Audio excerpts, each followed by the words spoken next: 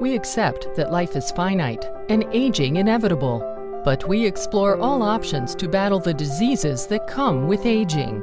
If we want to be able to postpone or even prevent age-related disease, we need to understand what changes in an aging body. Aging is, however, an incredibly complex phenomenon. Why can pine trees live thousands of years while a mayfly lives minutes? Or within species, why do some people live to become 123 while most live till their 80s? Humans are built of trillions of cells of different types. In some complex way, the health state of all these cells is equal to the health state of a person as a whole. To understand the age-related changes in cells on a molecular level, it makes sense to use a model organism, like the yeast. Baker's yeast is a unicellular organism, meaning one cell is the whole organism. Many genes that extend lifespan in yeast also do so in worms, flies, and mice. So yeast aging, measured in one cell, is a model for aging of organisms much larger than yeast. What does the life of a yeast cell look like?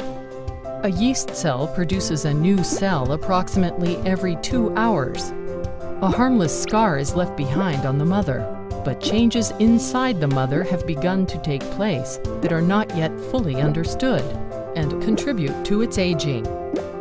A mother cell that has produced 10 daughters has 10 scars, and we say her replicative age is 10.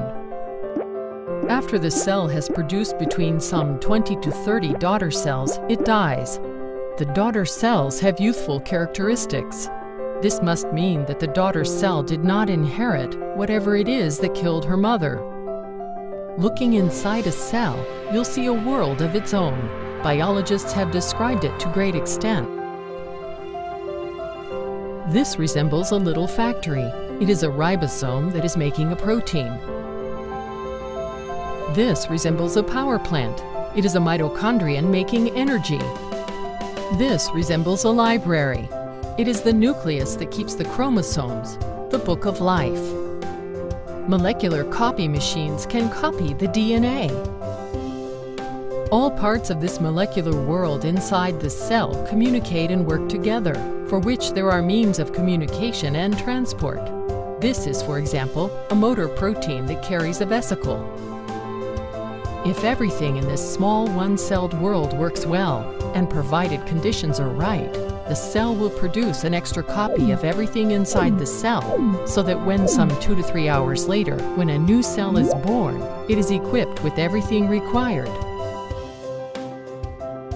So, how is an old yeast cell different from a young yeast cell? When we compare them, we see that the molecular world in an old cell is indeed different. For making a daughter cell, it would be perfect if double the amount of everything inside the cell was made. But instead, the mother cell makes a bit too much of some parts and too little of others. Also, some parts wear down more easily than others. This is a problem if components have to work together to be functional. Dysfunctional and potentially harmful molecular machines appear. Brave mother tries her best to keep all these damaged molecular machines to herself and to equip the daughter cell with a perfect set of molecular machines. This now was the example of how ribosome function may impact aging. But the big question for the coming years is to dissect cause and consequence. So just to name some, are mistakes on the DNA, the book of life, a first cause? Or are they a consequence of malfunctioning molecular machines for copying the DNA?